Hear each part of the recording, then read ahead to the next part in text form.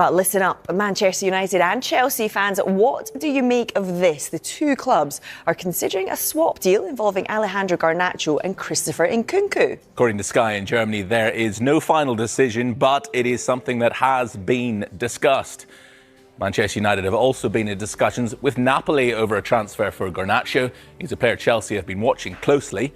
The winger's agents were in attendance at Stamford Bridge on Monday. Well, as for Nkunku, before the talk of a possible swap with Garnacho, it's understood discussions had been held with intermediaries about a move to Old Trafford. Chelsea value Nkunku at around £70 million.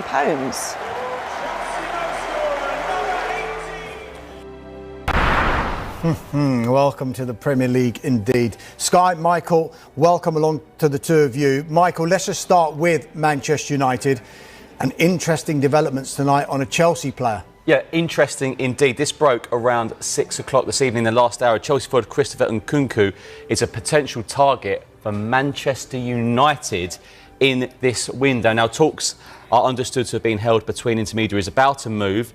Now, they don't want to sell Nkunku, but it's the biggest problem right now is that the coach keeps repeating the same tactics that clearly aren't working. Now, he's in a player week, United we're watching the same 3-4-2-1 setup, and week after week, the results remain disappointing. It's frustrating for the fans, and it raises serious questions about his flexibility and adaptability at the top level.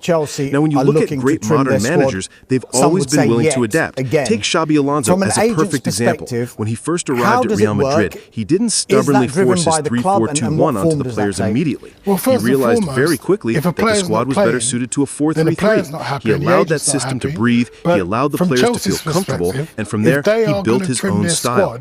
That is the mark of a manager who understands balance between his philosophy and the reality of the squad he's working with. And this is the Premier League, not the Portuguese league. The level of competition is brutal here. Every mistake gets punished. Every tactical flaw gets exposed. You cannot simply stick to one system and hope it will click with time.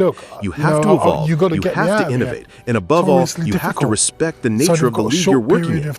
Ask yourself this. How many coaches in the Premier League are really flourishing with a 3-4-2-1 system? Not many. It's not a formation that consistently thrives in this environment. The intensity, the pressing, the athleticism of the league often requires different structures, whether that's the balance of a 4-3-3, the solidity of a 4-2-3-1, or even the unpredictability of a 3-5-2. Sticking to a 3-4-2-1 in every game is like banging your head against a brick wall. The outcome will never change. There's an old saying that perfectly applies here. If you don't change the systems that produce the results you don't want, you'll keep experiencing the results you don't want. Right now, that is exactly the trap this coach has fallen into. The same tactical setup, the same failings, and the same poor results. Fans don't see progression. They don't see hope. They just see stubbornness. Think back to Sir Alex Ferguson, one of the greatest managers football has ever seen. Ferguson was never tied down to one tactical shape. He could use 2 or even 3 tactical adjustments in a single match if the situation demanded it. He adapted to his players, he adapted to his opponents, and that's one of the key reasons why he dominated English football for so long. So the message is clear. If this coach truly wants to succeed in the Premier League, he needs to take a long, hard look at his approach. The 3-4-2-1 is not working, and the longer he clings to it, the more damaging it will be, not just for him, but for the entire club. Change isn't a weakness, it's a necessity. The Premier League rewards managers who evolve and punishes those who don't. Right now, the choice is simple. Adapt or get left behind. Manchester United and Chelsea with Alejandro Garnacho just now. The interest is there, no official offer. Far, meanwhile, this summer. God, again, Jan, it's a lot of ins and outs. You mean the best club in the world? This is the best club in the world. Yes, indeed. Don't start the Chelsea fans. Get angry. Why shouldn't I'm just waiting for Shaka's power ranking of the Premier League now is quite interesting. But you have to say to them they are fair to their kind of plan. They have a defined kind of players they want to get in. But when we now see that they are linked to Xavi Simons, I mean, that is Nkunku again, isn't it? I mean, yes, Nkunku had his injuries, but there is something about that. We were talking about how you spend your money. Go for the big ones, I understand. Go for the biggest talents, yes, I understand. But if you take these players, I mean, Joao Felix is the best example, isn't he? You just get a feeling, when did he last have 5-6 games where he played well? He's one of those floaters. He's just floating around between the big clubs, and now we end up in the Saudis. So Chelsea, they are truthful to their strategy, but I'm not sure that they have to take all the numbers they do. I mean, go for the big ones, but I can't understand why they have to go for so many of them. You've seen Simons play more than us, Jan. How would you describe him? How would he fit in the Premier League? He's only 22. Yeah, yes, he is. And I mean, it's unfair. I mean, in our time, we need him to be good straight away. Back in the days, this was a young kid who will take his time and improve to be a good player. Now you're going to be a finished article. I'm not sure about Simons, that he will take the next step. How will he do Chelsea better? You just get a feeling that they have that kind of personality, and I use the phrase personality for a reason. There are so many players on that personal level. He's a brilliant player, but is he able to take the next step into that? He's been linked to Bayern Munich. He's been linked to different clubs. Will he take the next step? And don't they have that kind of type of player in their team? Will he take the next step, Jan, in your opinion? You made a valid point. He's 22. I mean, there are players now world class who were on loan. Martin Ødegaard were on loan, came back, took the next step. Real Sociedad, captain of Arsenal. You never know by these players. But there's something about Xavi Simons' temperament I'm not 100% convinced of. Is he the guy that can go from being a good player and then turn himself into the great player? I mean, there are some players you see that potential. I'm not sure about Xavi Simons. What about Hatta? What can you tell us about him, Jan? The Ajax defender. They is that it? That's it. Yeah, we are talking about the same guy. Yes. I have to put on my glasses now. Yes. They say he's the biggest talent in Europe in terms of defense. I saw, because I knew we were going to talk a bit about him, so I did a bit searching here. Here it is anyway. And he's played 112 appearances in 3 seasons for the Ajax first team. He is 19. They say he's a good player. You see, he's 5'11".